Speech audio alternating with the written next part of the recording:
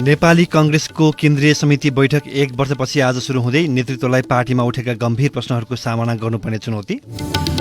नयाँ समीकरण बनाएर सरकारमा जान हतारो नभएको एमाले अध्यक्ष ओलीको भनाई। पशुपतिनाथको जलहरीको विषय उठाएर आफूहरूलाई बदनाम गर्न खोजिएको गुनासो। स्वास्थ्य मन्त्रालयको सरुवामा असन्तुष्टि जनाउँदै कर्मचारीले आत्महत्या गर्ने धम्की दिएको विभागीय मन्त्रीको दाबी। सरुवा रोक्न अनेक दबाव आएको मन्त्री बस्नेतको भनाई।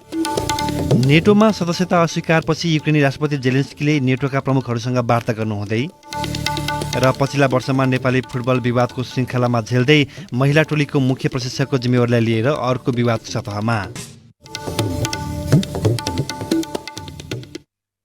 नमस्कार, कान्तिपुर डायरीका साथमा सहकर्मी नवीन र म रमेश। समाचार अब विस्तारमा। पार्टी नेताहरूकै चर्को दबावपछि बोलाइएको कांग्रेस केन्द्रीय कार्य समिति बैठक 1 वर्षपछि आजबाट सुरु हुँदैछ। यसबीच भएका महत्त्वपूर्ण राजनीतिक घटनाक्रम केन्द्रीय कार्य समिति चल्दै आएका सभापति शेरबहादुर देउवाले विधान बमोजिम पार्टी नचलाएको, संगठन शिथिल पारेको र पार्टीलाई सत्ता राजनीतिमा मात्रै प्रयोग गरेर वैचारिक धार कमजोर बनाएको लगायतका आरोपको सामना गर्नुपर्ने भएको छ। 1 वर्षसम्म केन्द्रीय कार्य समिति बैठक नै नबोलाएर विधान मिचेको पहिलो आरोप नै देउवामाथि लागेको छ। पार्टी विधानले 2 महिनाको बीचमा केन्द्रीय कार्य समिति बैठक बोलाउनु पर्ने व्यवस्था गरेको छ र बैठक बोलाउने अधिकार सभापतिलाई मात्रै छ। बैठक नबोलाउँदा कांग्रेसले 2079 मङ्सिरमा सम्पन्न सङ्घ र प्रदेश निर्वाचनको समीक्षा समेत अहिलेसम्म गरेको छैन। सत्ता गठबन्धन उलटपुलटका घटनादेखि भ्रष्टाचार काण्डमा आफ्नै पार्टीका प्रभावशाली नेताको संलग्नतासम्मको घटनामा समेत कांग्रेसभित्र औपचारिक छलफल गर्ने र दृष्टिकोण बनाउने काम समेत भएको छैन। पदाधिकारी र कांग्रेस कार्य सम्पादन समितिका बैठकले तत्कालीन प्रक्रिया फुकाउने र काम भए पनि ती तहबाट भएका निर्णयलाई केन्द्रीय कार्य समितिबाट अनुमोदन गराउने व्यवस्था मिचिएको छ। सहमहामन्त्री बद्री पाण्डे 1 वर्षसम्म बैठक नबोलाइएकाले सबै मुद्दा एकसाथ आउने बताउनुहुन्छ। उहाँले भन्नुभयो, केन्द्रीय सदस्यले राष्ट्रिय राजनीति र घटनाक्रममा 1 वर्षदेखि बोल्न पाएका छैनन्। मनभित्रका सबै कुरा राख्ने मोडमा छन्। चुनावको समीक्षादेखि सत्ता गठबन्धन र भ्रष्टाचार काण्डका विषयमा समेत प्रश्न आउनेछन्। पछिल्लो कालखण्डमा सत्ता भयो भने पार्टी बन्छ, सत्ता भएन भने पार्टी बन्दैन भन्ने खालको अभिमुखीकरण केन्द्रदेखि तलैसम्म पारिएको छ। यो गलत हो। मूल पार्टी नै हो। सत्तामा हुँदा वा नहुँदा पनि पार्टीलाई सुदृढ र प्रभावकारी बनाउने विचार बोक्नुपर्छ। नेतृत्वले प्रधानमन्त्रीको कुर्सीलाई मात्रै केन्द्रमा राख्दा पार्टीलाई विधान बमोजिम चलाउने र संगठन जुझारु बनाउने काम लथालिङ्ग बनेको कांग्रेसका एक अर्का पदाधिकारीले बताए। अघिल्लो कार्यकाल बिर्साउने गरी काम गर्ने प्रतिबद्धता जनाउँदै 2078 मङ्सिरमा 14औं महाधिवेशनबाट दोस्रो पटक सभापतिमा निर्वाचित भएका देउवाले विधानले 6 महिनाभित्र गठन गर्नुपर्ने भनेर तोकिएको काम समेत गर्न सक्नु भएको छैन। पार्टीको संगठनलाई चलायमान बनाउने 48वटा विभागमध्ये प्रचार विभाग बाहेक सबै रिक्त छन्। पार्टीको कोषाध्यक्ष मनोनयन भएको छैन। केन्द्रीय कार्य समितिमा अझै 9 सदस्य मनोनयन गर्न बाँकी छ। केन्द्रीय कार्य सम्पादन समिति र संसदीय समितिले पूर्णतः भने अझै पाउन सकेको छैन। पार्टीका 48 विभाग मात्रै गठन गर्न पनि 2500 नेता कार्यकर्ताले जिम्मेवारी पाउँछन्।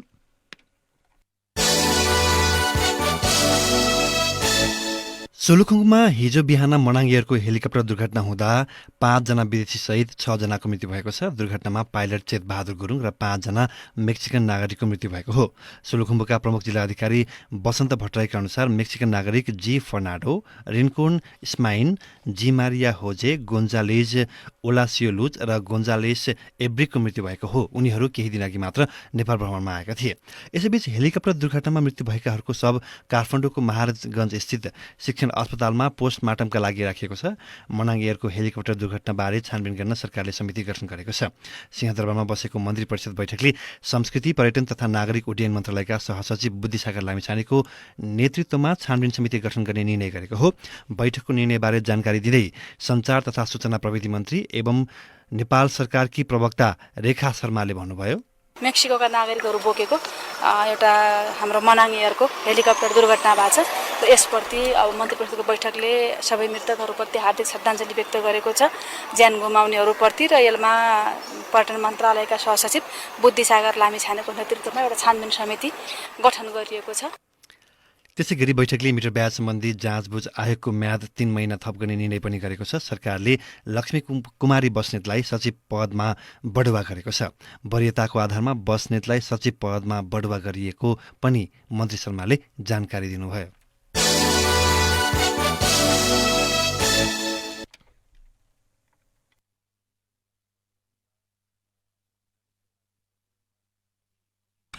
प्रमुख प्रतिपक्षी नेकपा एमालेका अध्यक्ष केपी शर्मा ओलीले नयाँ समीकरण बनाएर सरकार परिवर्तनको खेलमा आफ्नो पार्टी नलागेको दावी गर्नुभएको छ। कङ्ग्रेस र एमालेका कतिपय नेताले सरकार परिवर्तनका लागि पहल गरेको खबरहरू सार्वजनिक भइरहँदा एमाले अध्यक्ष ओलीले सरकारमा जाने हतारो नभएको बताउनु भएको हो। काठमाडौँमा आयोजित पार्टी कार्यक्रममा बोल्दै उहाँले भन्नुभयो, ग्रासरुटमा लाग्यौँ। अब मिसन 84, मिसन 51% यतापट्टि हामी लागेका छौँ। हामीलाई सरकारतिर हेर्ने, त्यो सरकारको दैनिक खिचलो, सरकार बनाउने, त्यसलाई जोगाउने, त्यसलाई कसरी टिकाउने, यताको टेको उताको टेको, यो खोज्यो ऊ खोज्यो, कसलाई जेलबाट छुटाएर 4वटा भोट लियो, कसलाई के गरेर 4वटा भोट लियो, अर्कालाई के गरेर यता खेल्यो उता खेल्यो, त्यस खालको सरकारमा जान हतारो नभएको मात्रै होइन, अहिले हामी सरकारतिर हेरेका पनि छैनौँ, त्यता सोचेका पनि छैनौँ। सरकार गिराउने खेलमा नलागी अर्को चुनावबाट बहुमत ल्याउने लक्ष्य रहेको ओलीको भनाइ थियो। अर्को प्रसङ्गमा उहाँले पशुपति मन्दिरको जलहरीको विषयलाई उठाएर एमालेलाई बदनाम गर्ने प्रयास भएको टिप्पणी गर्नुभयो। पशुपतिमा सुनको जलारी होइन, पित्तल चढाएर भ्रष्टाचार गर्यो भनेपछि धेरैले पत्याएन। हाम्रो पार्टीका विरुद्ध विभिन्न प्रकारका भ्रमहरू छर्ने, हाम्रो पार्टीलाई जनताबाट अलग्याउने, हाम्रो पार्टी माथिको जनविश्वासलाई कमजोर पार्ने यी षड्यन्त्र, यिनीहरूको ताकत नै यही जाल झेल षड्यन्त्र टिक्न हो, अरू कुरामा यिनीहरूको ताकत छैन। पशुपतिको जलहरीको विषयलाई माओवादी नेताले अनावश्यक रूपमा उठाएको ओलीको भनाइ थियो। अदालतको अवहेलना मुद्दामा वारेस गरी राखी पाऊँ भनी काठमाडौँ महानगरपालिकाका मेयर बागेन्द्र शाहले दिएको निवेदनलाई सर्वोच्च अदालतले अस्वीकार गरेको छ। अब मेयर शाह मुद्दाको टुङ्गो नलागुन्जेल अदालतमा आफै उपस्थित भएर तारिख बुझ्नुपर्नेछ। सामान्यतया अदालतको अवहेलना सम्बन्धी मुद्दामा कानून बमोजिम वारिस राख्ने सुविधा पाइन्छ। निवेदकले नै वारिस राख्न पाऊँ भनेर अनुमति मागेपछि अदालतले उदारताका साथ त्यसलाई अनुमोदन गर्ने चलन छ। तर शाहका हकमा भने न्यायाधीश ईश्वर प्रसाद खतिवडा र हरिप्रसाद भुइँयालको हिजो बसेको इजलासले वारिस दिन नमिल्ने निर्णय गरेको हो। शाहले आइतबार अदालतमा आफै उपस्थित भई लिखित जवाफ बुझाउँदै वारिस राख्न पाऊँ भनी अनुरोध गर्नुभएको थियो। मुलुकी फौजदारी कार्यविधि संहिता 2074मा अदालतमा वारिस राखेर मुद्दा लड्न पाउने सुविधा छ। त्यही सुविधा अनुसार आफूलाई पनि वारिस राख्ने अनुमति दिन अदालतमा निवेदन उहाँले दिनुभएको थियो। शाहका कानूनी सल्लाहकार अधिवक्ता ओम प्रकाश अर्यालले माग बमोजिम वारिस राख्न दिन इजलासलाई आग्रह गर्दै संक्षिप्त बहस टुङ्ग्याउनु भएको थियो। शाह पक्षका कानून व्यवसायी अदालतले वारिस राख्न दिनेमा ढुक्क थिए भने शाहको विपक्षमा बहस गर्न गएका कानून व्यवसायी पनि आदेश शाहकै पक्षमा आउने अनुमानमा थिए। हिन्दी सिनेमा आदिपुरुषमाथि लगाएको प्रतिबन्ध फुकुवा गर्नु भन्ने उच्च अदालतको आदेश विरुद्ध मेयर शाहले असार 7 गते फेसबुकमा जहाँ सवाल देशको सार्वभौमिकता र स्वाधीनता को आउँछ, म कुनै कानून र अदालतलाई मान्नेवाला छैन भनी लेख्नु भएको थियो। उहाँले फिल्म लेखकले नेपाल भारतको अधीनमा थियो भन्दा भन्दै त्यसलाई नेपाल सरकारले स्टन भन्नु र अदालतले फिल्म चल्न दिनु भनेको नेपाल भारतको अधीनमा थियो, अदालत र सरकार भारतको गुलाम भएको बुझिन्छ भन्ने पनि भन्नुभएको थियो। कानून पालना गराउनु पर्ने ओहदाको व्यक्तिले नै उल्टे नियम कानून मान्दिन भन्नु फौजदारी कसुर भएको भन्दै शाहलाई अदालतको अवहेलनामा हदैसम्मको कारवाही गर्यो भनी अधिवक्ता झाले भोलिपल्टै सर्वोच्चमा निवेदन दर्ता गराएकी थिइन्। त्यसमाथि असार 12 गते पहिलो सुनवाई गर्दै न्यायाधीश तिल प्रसाद श्रेष्ठको इजलासले शाहलाई अदालतको अवहेलनामा किन कारवाही गर्न नपर्ने भनी 7 दिनभित्र लिखित जवाफ लिएर आफै हाजिर हुनु भनी आदेश गरेको थियो। आदेशअनुसार शाहले आइतबार सर्वोच्चमा जवाफ बुझाउनु भएको थियो। यसैबीच काठमाडौँ महानगरपालिकाले थप 100 जना नगर प्रहरी भर्ना गर्ने भएको छ। प्रहरीले धेरै कामहरू गर्नु परेको र हाल रहेको जनशक्ति अपुग रहेको भन्दै थप जवान भर्ना सुरु गरेको हो। काठमाडौँ महानगरपालिकाले यसअघि नेपाल प्रहरी र सशस्त्रका जवानमा भर्नाको नतिजामा वैकल्पिक सूचीमा रहेकाहरूलाई राख्ने उद्देश्यले सूचना जारी गरेको थियो। त्यसमा 35 जना मात्रै भर्ना भएको नगर प्रहरी प्रमुख राजुनाथ पाण्डेले बताउनुभयो। उहाँले भन्नुभयो, त्यो भर्नाले सङ्ख्या पुगेन, नेपाली सेनाको सिपाहीका वैकल्पिक सूचीमा रहेकालाई भर्ना लिन थालेका छौँ। पाण्डेका अनुसार नगर प्रहरी बलमा जवान, हवलदार, असै, सही, इन्सपेक्टर, डिएसपी र एसपी गरेर स्थायी सेवा अन्तर्गतका 165 सहित हाल 316 जना कार्यरत छन्। काठमाडौँको महानगर प्रहरी कार्यालय भवन सुरक्षा, वातावरण विभाग, हनुमान ढोका दरबार क्षेत्र, ट्राफिक तथा पार्किङ व्यवस्थापन, दमकल सेवा, पिएसओ, आन्तरिक प्रशासन, सडकपेटी व्यवस्थापन, मुद्दा तथा मेलमिलाप लगायतका क्षेत्रमा प्रयोग भएका छन्। धेरै क्षेत्रमा खटाउँदा सङ्ख्या अपुग भएको महानगरले जनाएको छ। यसैबीच फुटपाथ व्यवसायलाई अभद्र र अमानवीय व्यवहार गर्ने 7 जना नगर प्रहरी काठमाडौँ महानगरले करारमा पठाउने कम्पनीलाई फिर्ता गरेको छ। गत मङ्सिरमा खराब आचरण देखाएर फुटपाथ व्यवसायसँग प्रस्तुत भएका उनीहरूलाई फिर्ता पठाइएको नगर प्रहरी प्रमुख पाण्डेले जानकारी दिनुभयो। काठमाडौँ महानगरपालिकामा हाल करारका 117 सहित 316 जना नगर प्रहरी छन्।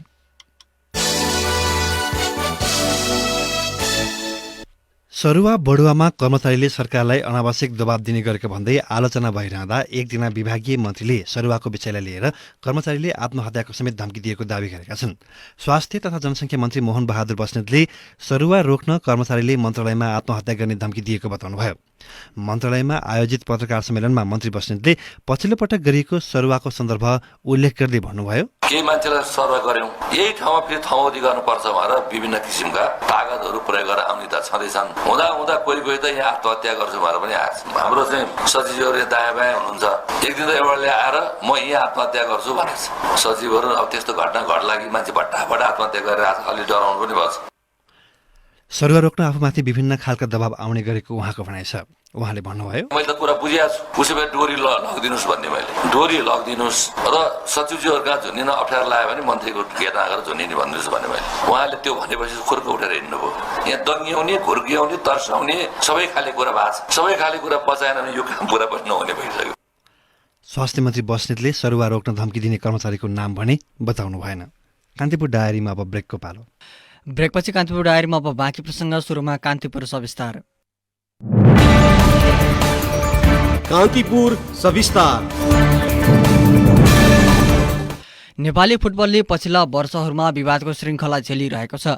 कहिले राष्ट्रिय टोलीका मुख्य प्रशिक्षक र खेलाडी बीचको टकराव त कहिले घरेलु लिगमा क्लबहरूको असन्तुष्टिले फुटबललाई नरमराडी सताएको छ। त्यही क्रममा पछिल्लो पटक राष्ट्रिय महिला फुटबल टोलीको मुख्य प्रशिक्षकको विषयले अर्को विवाद यसलाई पुनः सुन्नुहोला। त्यही क्रममा पछिल्लो पटक राष्ट्रिय महिला फुटबल टोलीको मुख्य प्रशिक्षकको विषयको अर्को विवाद सतहमा आएको छ। एकपछि अर्को विवादले समग्र नेपाली फुटबललाई धराशायी बनाउने चिन्ता व्यक्त भएका छन्।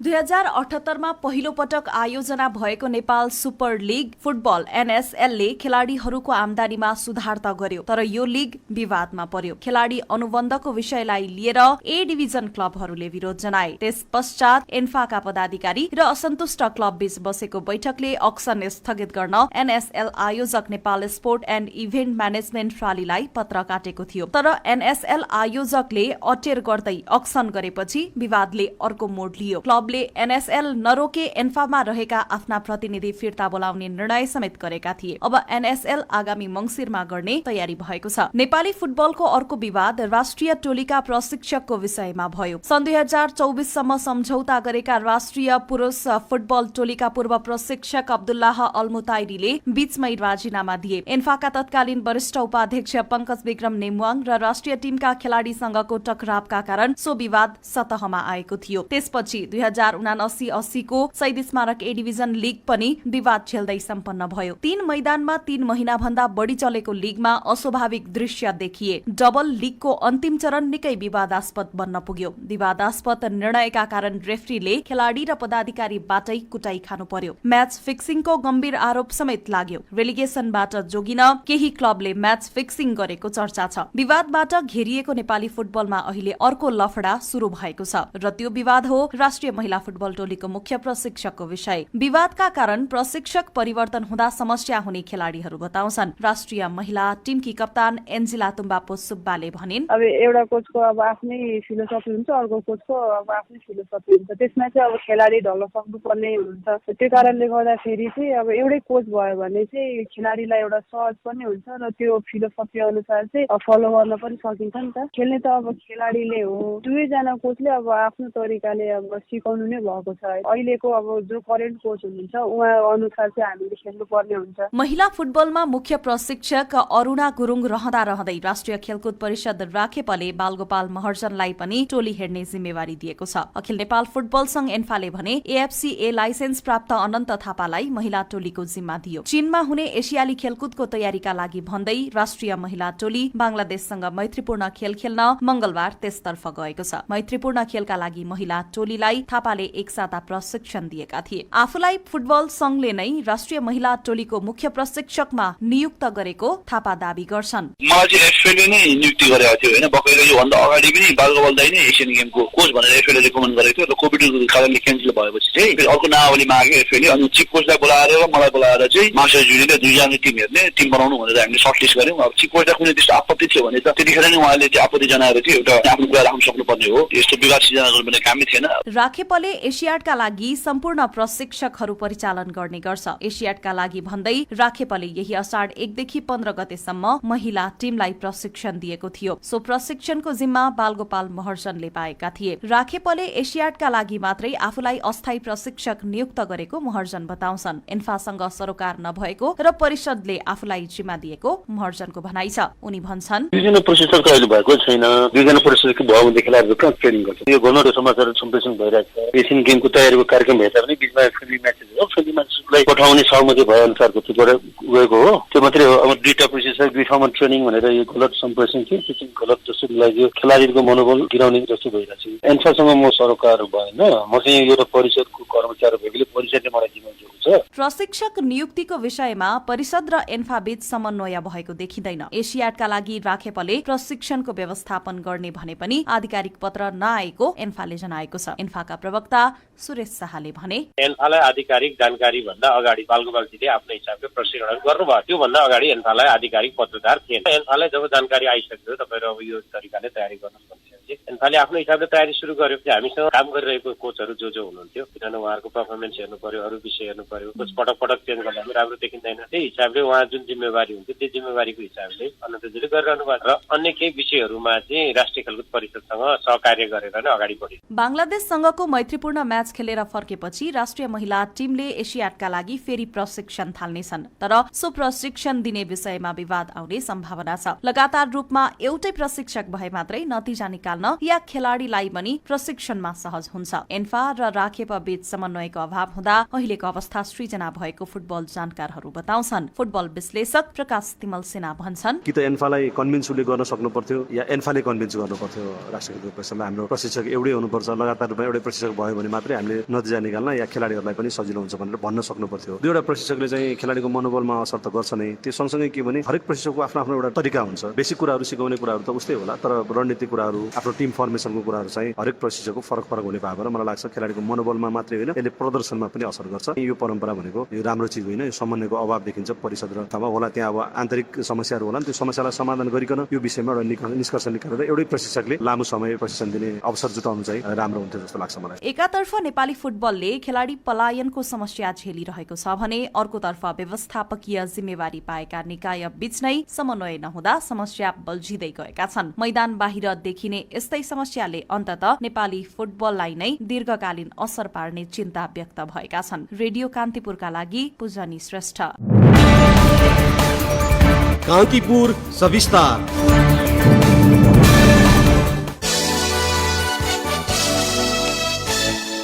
राष्ट्रिय सभा अध्यक्ष गणेश प्रसाद तिमल सिन्हासँग विदायी भेटवार्ता गर्न कतारी राजदूत युसुफ बिन मोहम्मद अल हेल असार 22 सिंहदरबार स्थित संसद भवन नम्बर 2 मा पुग्नुभयो।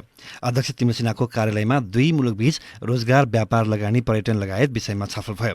भेटवार्तापछि अध्यक्ष तिमल सिन्हाका प्रेस सल्लाहकार दुर्गा प्रसाद शर्माले विज्ञप्ति जारी गर्नुभयो, जसमा कतारका एयरलाइन्सहरूले नेपाल सरकारका निकायहरूमा पटक पटक पत्रचार गर्दा समेत जवाफ नआएको उल्लेख थियो। विज्ञप्तिमा भनिएको थियो, उहाँ कतारी राजदूतले पोखरा लगायतका विमानस्थलमा सीधा उडानका लागि कतारका एयरलाइन्सहरूको चासो राखेर नेपाल सरकारका निकायहरूमा 5-6 पटकसम्म पत्रचार गरे पनि नेपाली पक्षबाट कुनै प्रतिक्रिया पाउन नसकेको गुनासो समेत गर्नुभयो। उहाँले नेपालले चासो राखेर अघि बढेमा पोखरा भैरहबाट सीधा उडान नियमित गर्न कुनै समस्या छैन भन्नुभयो। अध्यक्ष तिमल सिन्हा स्वयंले केही सञ्चार माध्यमलाई भेटबारे प्रतिक्रिया दिँदै विज्ञप्तिमा भएकै विषय दोहोर्याउनु भयो। तर वास्तविकता तिमल सिन्हाले भने जस्तो थिएन। भेटवार्तामा उपस्थित परराष्ट्र मन्त्रालयका एक अधिकारीका अनुसार कतारी राजदूतले नेपाल र कतारबीच हाल त्रिभुवन अन्तर्राष्ट्रिय विमानस्थल मार्फत उडान भइरहेको उल्लेख गर्दै भविष्यमा नेपालका पर्यटन मन्त्री र कतारका सम्बन्धित निकायबीच भेटवार्ता गरेर दुई मुलुकबीचको हवाई क्षेत्रमा थप सहकार्य गर्न सक्ने बताउनु भएको थियो। अध्यक्ष तिमल सिन्हाले भने आफ्नो घर गण्डकी प्रदेशमा रहँदै रहेको जनाउँदै पोखराबाट अन्तर्राष्ट्रिय उडान गरिदिन आग्रह गर्नुभएको थियो। जवाफमा कतारी राजदूतले आफूले नेपालको पर्यटन क्षेत्र विकासका लागि सक्दो सहयोग गर्ने उल्लेख गर्नुभएको थियो। बैठकमा सहभागी अर्का एक अधिकारीले भने भेटवार्तामा कतारी राजदूतले पोखरा र भैरहवामा अन्तर्राष्ट्रिय उडानका विषयमा नेपाललाई पत्रचार गरेको भन्ने कुरा राख्नु भएको थिएन। गलत समाचार बाहिर आए लगत्तै नेपाल नागरिक उड्डयन प्राधिकरणका महानिर्देशक प्रदीप अधिकारीले सामाजिक सञ्जाल मार्फत प्रतिक्रिया दिनुभयो। उहाँले ट्वीट गर्नुभएको थियो, नेपाल नागरिक उड्डयन प्राधिकरणले पोखरा र गौतम बुद्ध विमानस्थलबाट उडान सञ्चालन गर्न चाहने अन्तर्राष्ट्रिय वायु सेवा कम्पनीहरूलाई अवतरण, पार्किङ र नेभिगेसन सम्बन्धी शुल्कमा 100% छुटसहित स्वागत गरेको छ। पर्यटन मन्त्रालयका अधिकारीका अनुसार कतारले पोखरा र भैरवा विमानस्थलमा उडानका लागि कुनै पत्रचार गरेको छैन। परराष्ट्र स्रोतका अनुसार कतारी राजदूतले मन्त्रालयमा फोन गर्दै आफूले नबोलेको विषय समाचारमा आएको र यसले असर गर्ने प्रतिक्रिया दिनुभएको थियो। उहाँले गलत सूचना आउनु उचित नभएको उल्लेख गर्नुभएको थियो। राष्ट्रिय सभा अध्यक्ष तिमल सिन्हाले नेपालको कूटनीतिक क्षेत्रमा असर पर्ने गरी उत्ताउलो गतिविधि गरेको यो पहिलो पटक भन्ने होइन। संघीय संसदको माथिल्लो सदन राष्ट्रिय सभालाई प्रभावकारी रूपमा सञ्चालन गर्ने जिम्मेवारीमा रहेका उहाँ अन्य गतिविधिमा बढी आकर्षित भएर कच्चा काम गरिरहनु भएको छ। पूर्व राजदूत दिनेश भट्टराई राष्ट्रिय सभाका अध्यक्ष तिमल सिन्हाको यस्तो गतिविधि गलत भएको टिप्पणी गर्नुभयो। उहाँले भन्नुभयो, कुनै पनि मुलुकका राजदूतलाई भेटेपछि त्यसबारे विज्ञप्ति निकाल्नु अघि परराष्ट्र मन्त्रालयसँग सहकारी गर्नुपर्थ्यो। विदेश मामिलामा एकद्वारमा चल्नुपर्नेमा त्यसो भएन। यसले मुलुकको छवि नै असर गर्यो। विदेश मामिला हेर्ने छुट्टै मन्त्रालय हुँदाहुँदै एकतर्फी रूपमा अन्य निकायले यसरी काम गर्नुहुन्न। यसले परराष्ट्र मामिलामा दुर्घटना ल्याउन सक्छ। अध्यक्ष तिमल सिन्हाले रुस युक्रेन युद्ध चलिरहँदा मस्कोको भ्रमण समेत गर्नुभएको थियो। कान्तिपुर डायरीमा पुनः ब्रेकको पालो। ब्रेकपछि अब आर्थिक प्रसङ्ग। शिवपुरी नागार्जुन राष्ट्रिय निकुञ्ज र अर्थ मन्त्रालयका कारण काठमाडौँ केरुङ रेलमार्ग सर्वेमा ढिलाइ भएको छ। लोकेसन सर्वेका लागि आएको चिनिया प्राविधिक टोली राष्ट्रिय निकुञ्ज क्षेत्रमा पर्ने खण्डको सर्वे गर्न पाएको छैन। शिवपुरीले चिठी लेखेर राष्ट्रिय निकुञ्ज तथा वन्यजन्तु संरक्षण विभागमा पठाए पनि स्वीकृत भएर आइसकेको रेल विभागले जनाएको छ। फागुनमा यसको प्रक्रिया थालिए पनि अझै नटुङ्गिएको विभागका महानिर्देशक रोहित विसुरालले जानकारी दिनुभयो। कुनै पनि निकुञ्ज क्षेत्रमा अध्ययन अनुसन्धान गर्न प्रवेश अनुमति चाहिन्छ। स्वीकृतिका लागि आएको चिठी विभागमा पठाइसकेको शिवपुरी नागार्जुन राष्ट्रिय निकुञ्जका प्रमुख संरक्षण अधिकृत गणेश पन्तले बताउनुभयो। अब अन्तर्राष्ट्रिय प्रसङ्ग। युक्रेनका राष्ट्रपति भोलोदिमिर जेलेन्स्की जारी नेटो सम्मेलनमा सदस्यता प्रक्रिया धकिलिएपछि अन्य शक्ति राष्ट्रका नेताहरूसँग भेटवार्ता गरिरहनु भएको छ। लिथुएनियामा जारी सम्मेलनका क्रममा युक्रेनको सदस्यताको अपिलको प्रक्रियालाई धकेलिएको छ। मुलुकको भविष्य नेटो सदस्यता र गठबन्धनमा अड्किएको जेलेन्स्कीले बताउनु भएको छ। नेटोसँग सैन्य साझेदारीका लागि गठन भएको नेटो युक्रेन काउन्सिलको बैठकमा जेलेन्स्कीले सहभागिता जनाउनुहुनेछ। अमेरिकाका राष्ट्रपति जो बाइडेनसँग छुट्टै वार्ताका लागि तयारी भइरहेको छ। अमेरिकासँग थप हतियार र विस्फोटक पदार्थ सहयोग लिने युक्रेनको तयारी छ। सन् 2022को फेब्रुअरीमा युक्रेनमाथि रुसले हस्तक्षेप गरेदेखि नै नेटोले किभलाई सहयोग गर्दै आएको छ। अमेरिका, बेलायत, फ्रान्स र जर्मनीले लामो समयका लागि सहयोगको प्रतिबद्धता जनाएका छन्। अब खेल प्रसङ्ग। महिलातर्फकी विश्व वरियताको 1 नम्बरकी इगा एसियाको विम्बल्डन टेनिसको क्वार्टर फाइनलबाट बाहिरिएका छन्। युक्रेनकी एलिना भितोलिनाले पोल्यान्डकी सियातेकमाथि जित हासिल गरेकी हुन्। 76औं वरियताकी भितोलिनाले सियातेकमाथि 7-5, 6-7 र 6-2 सेटमा जित हात पारिन्। हालै सम्पन्न फ्रेन्च ओपनकी च्याम्पियन सियातेकलाई हराउँदै सेमिफाइनल पुग्न भितोलिनाले कोर्टमा 2 घण्टा 51 मिनटको समय लगाएकी थिइन्। चौथो वरियताकी जेसिका पेगुला पनि सेमिफाइनल पुगेकी छिन्। चेक रिपब्लिकनकी मार्केटा भद्रोसोभालाई 6-4, 2-6 र 6-4को सेटमा हराउँदै पेगुला अन्तिम 4मा पुग्न सफल भएकी हुन्। पुरुष एकलतर्फको खेलमा विश्व नम्बर 2 नोभाक जोकोभिच सेमिफाइनल प्रवेश गरेका छन्। 7औं वरियका आन्द्रे रुबालेलाई 4-6, 6-1, 6-4 र 6-3को सेटमा हराउँदै जोकोभिच सेमिफाइनलमा प्रवेश गरेका हुन्। जानिक सिनर पनि पुरुष एकलतर्फको सेमिफाइनलमा प्रवेश गरेका छन्। विश्व नम्बर 8 सिनर रोमन सारी एलिनलाई 6-4, 3-6, 6-2 र 6-2को सेटमा हराउँदै सेमिफाइनल पुगेका हुन्। अब मौसम सम्बन्धी जानकारी। कोशी, बागमती र गण्डकी प्रदेशको केही स्थानमा मेघ गर्जन चट्याङ सहित भारी वर्षाको सम्भावना रहेको जल तथा मौसम विज्ञान विभागले जनाएको छ। साथै मधेस र लुम्बिनी प्रदेशका केही स्थानमा हावाहुरी चल्ने सम्भावना छ। केही बेला 22 डिग्री सेल्सियस मापन गरिएको काठमाडौँ उपत्यकाको अधिकतम तापक्रम आज 28 डिग्री सेल्सियस पुग्नेछ। सूर्योदय बिहान 5 बजेर 16 मिनटमा भयो भने सूर्यास्त साँझ 7 बजेर 2 मिनटमा हुनेछ।